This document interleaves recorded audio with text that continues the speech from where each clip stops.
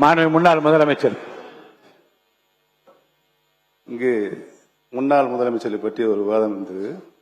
புரட்சி தலைவர் எம்ஜிஆர் அவர்கள் முதலமைச்சராக இருந்த நேரம் அவருடைய தலைமையின் கீழ் இங்கு சட்டமன்ற உறுப்பினராக இருந்தவர் முத்தமிழறிஞர் அவரை பற்றி அவர் பெயரை சொல்கின்ற பொழுது புரட்சி தலைவர் அவர்களை எழுந்திருந்து சபையில் அந்த உறுப்பினரை பார்த்து கலைஞர் என்றுதான் நீ சொல்ல வேண்டும், நீ வாபஸ் வாங்கு, மன்னிப்புக்கள் என்று சொன்னார்கள்.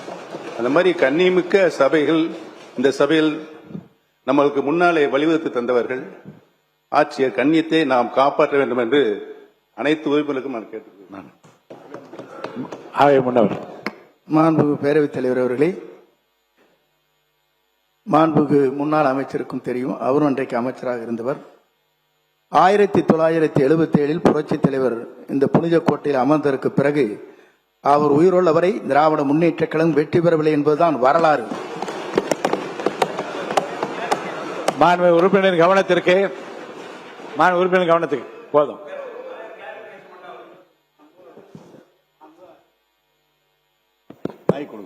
மாண்புமிகு அமைச்சர் அவர்கள் அவர் இருக்கிற போதே 80 பாராளுமன்றத்தில் மகத்தான வெற்றி திராவிட முன்னேற்ற கழகம் பெற்றது.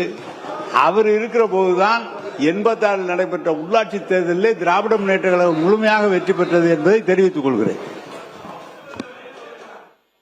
மாண்புமிகு பேரவைத் தலைவர் அவர்களே, மாண்புமிகு ஒரு அமைச்சர் அவர்கள் இங்கே குறிப்பிடுகிற போது, முன்னாள் அமைச்சர் குறிப்பிடுகிற போது குறிப்பிட்டார்கள், 80 நீங்கள் நாடாளுமன்றத்துக்கு சென்றீர்கள், ஆட்சியை கலைத்தீர்கள்.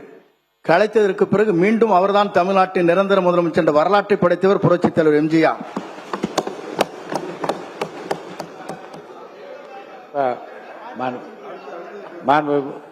பேரவை உறுப்பினர்களுக்கு இருங்க, எந்த பேச்சு கிளாரிபிகேஷன் கொடுக்க போறீங்க?